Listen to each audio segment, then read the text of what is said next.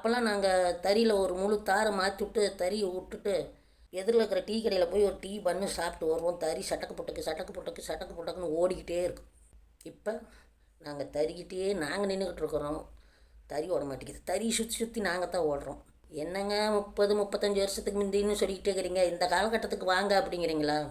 இந்த காலகட்டத்துக்கு வந்ததுனால தாங்க இதை பேசுகிறேன். இப்போவே எப்படின்னா இன்னும் 30-35 வருஷத்துக்கு அப்புறம் இன்னும் என்ன ஆகும், அதுக்காகத்தான் பேசிகிட்டு இருக்கிறேன். ஏன்டா தரமான பொருளை தயாரிக்க மாட்டேங்கிறீங்க? வாங்குறவ செத்தாலும் உங்களுக்கு கவலை இல்லைல்ல? நாலனா பாக்கு பொட்டலத்துல இருந்து பல்பொடி, பவுடர், துணிமணி, செருப்பு, stove, tube light, TV, mixie, ஏர்பென்ல ஆரம்பிச்சு எஸ்கலேட்டர் வரைக்கும் இந்த நாட்டுல தயாரிக்கிற எந்த பொருளையும் தரம் இல்லை. நம்ம ஜனங்க நல்ல பொருளை உபயோகிக்கணுங்கிற எண்ணமே இல்லையாடா உங்களுக்கு? தரம் காலாவதி ஆயிடுச்சு, காலக்கெடு ஆயிடுச்சு. ஆடம்பரம் தரம் மேக வரத்துக்கு வாய்ப்பே இல்லை. தரமான பொருளெல்லாம் தயார் பண்ண முதலீடு அதிகம் போடணும், லாபம் கம்மியாக தான் கிடைக்கும். ஆனால் இப்போ முதலீடு கம்மியாக போட்டு லாபம் அதிகமாக எடுக்கிறது தான் இப்போ பேசணும். ரெண்டாவது, தரமான பொருளை வாங்கிட்டு வந்துட்டால் ஒரு 5-6 வருஷத்துக்கு நீங்கள் அந்த பக்கம் எட்டி பார்க்க மாட்டீங்க. வருஷத்துக்கு ஒரு 2 தூக்கி எறிஞ்சிட்டு 2 வாங்கினா தானே அவங்க பணம் சம்பாதிக்க முடியும். அதனால் தரங்கிறது மறந்துட வேண்டியது தான். ஆடம்பரம், தேவையில்லாத ஆடம்பரம்.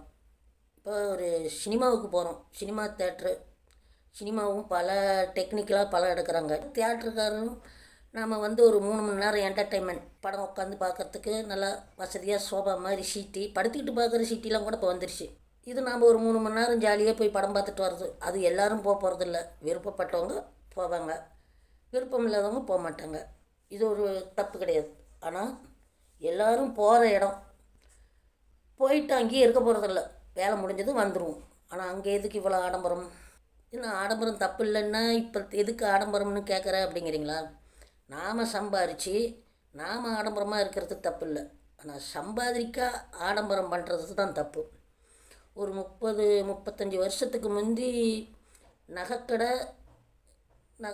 இருந்த மாதிரி தெரியல. சிட்டி டவுனு இந்த மாதிரி இருந்திருக்கலாம்.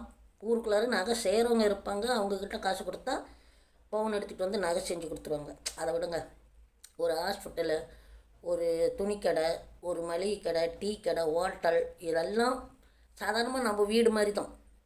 சுண்ணாம்பு அடித்த செவுரு, காரை, ஒரு 2 வளர்த்தி பெஞ்சு இருக்கும், ஃபேன் இருக்கும், டியூப்லைட் இருக்கும், அவ்வளோதான். 30 ரூபாய்க்கு விற்ற பொருள், 30 ரூபாய்க்கு போட்ட ஊசி இப்போ 300-3000 போயிட்டுருக்கு.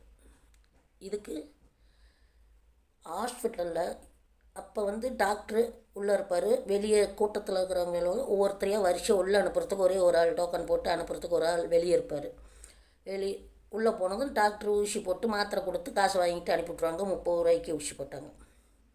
இப்போ mosaic, tiles, marbles, AC, time பாஸுக்கு டிவி, விதவிதமாக சேரு, டெக்கரேஷன். ரெண்டாவது, கழுத்தில் ஐடி கார்டு மாட்டிக்கிட்டு ஒரு 10-15 பேர் இந்தானே ஓடுறாங்க, ஓடியாராங்க.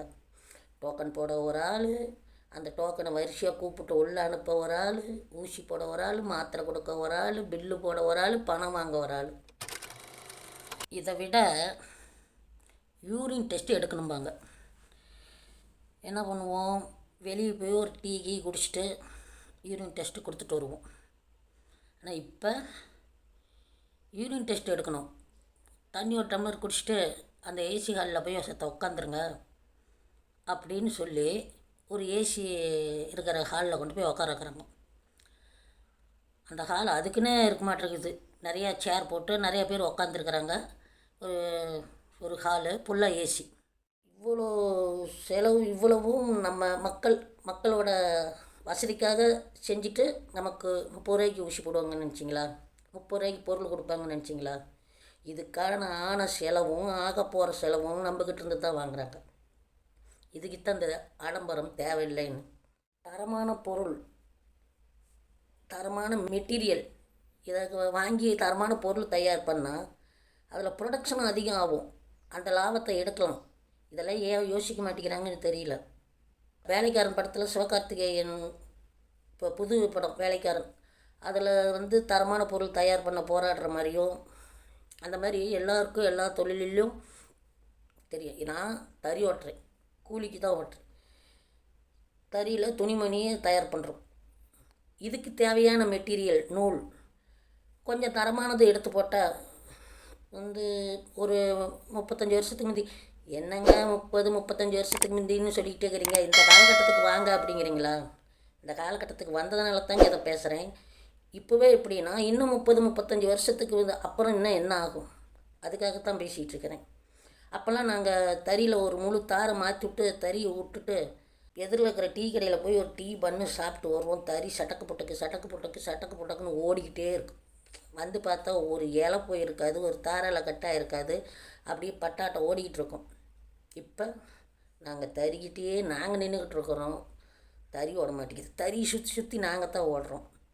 ஏன்னா அந்த அளவுக்கு மிக மட்டமான நூல் மெட்டீரியல் எல்லாம் சும்மா இலை போய் பொசுங்கி நின்று ஒரு நாளைக்கு ஒரு 100 ரூபாயிலிருந்து 700 வரைக்கும் கூலி வேலை செஞ்சு சம்பாதிக்கணும்னு அங்கே போகிறோம். பொழுதுக்கும் தறிக்கிட்டே சுற்றிக்கிட்டு தறி ஓடாமல் வேலையாகாமல் ப்ரொடக்ஷன் ஆகாமல் 100 ரூபா வேலைக்கு 30 ரூபா வேலையும், 500 ரூபா வேலைக்கு 150 ரூபா வேலையும், 700 ரூபா வேலைக்கு 300 ரூபா வேலையும் செஞ்சுட்டு வந்தால் கட்டுப்படி ஆகுங்களா? இதே தரமான பொருள் எடுத்தால் எங்களுக்கும் வேலையாகும், நாங்களும் கூலி கண்ணில் பார்ப்போம், நீங்களும் லாபத்தை அதிகம் பார்க்கலாம், ப்ரொடக்ஷனும் அதிகம் ஆகும். இது ஏன் யோசிக்க மாட்டேங்கிறாங்க? இதில் என்ன ஒரு தொழில் ரகசியம்னு எனக்கு தெரிய மாட்டேங்குது. இதைத்தான் நான் வந்து பணம் பின்னாடி இருக்கிறவங்க கண்ணை மறைக்குது, முன்னாடி இருக்கிறவங்கள மிரட்டுதுன்னு சொல்லிக்கிறேன். நமக்கு வேலையும் கொடுக்காம கூலியும் குறைச்சி அதையும் ஆடம்பரங்கிற பேரில் அதையும் பிடுங்கிக்கிட்டு இந்த நிலைமை இப்படியே போய்கிட்டு இருந்தால் ஒரு காலகட்டத்தில் இந்த கூலிக்காரன் வேலைக்காரன் தொழிலாளி இவங்கெல்லாம் இல்லாமையே போயிட்டாங்கன்னு வச்சுக்கோங்க. அப்போ யாரை வச்சு ஒரு பொருள் தயார் பண்ணுவீங்க, யாருக்கிட்ட விற்பீங்க?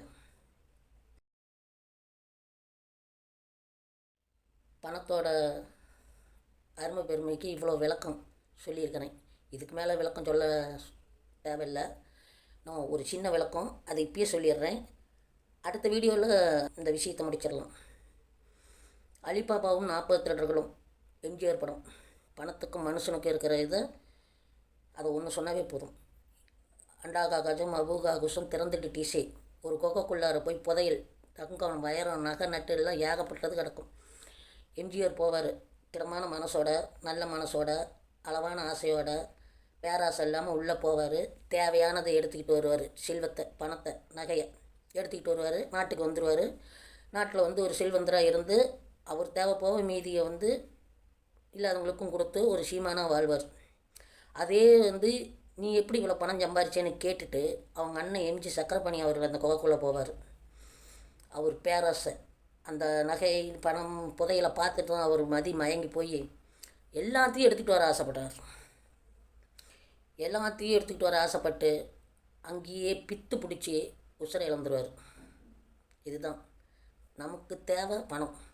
பணத்துக்கு நாம் அடிமையாகக்கூடாது.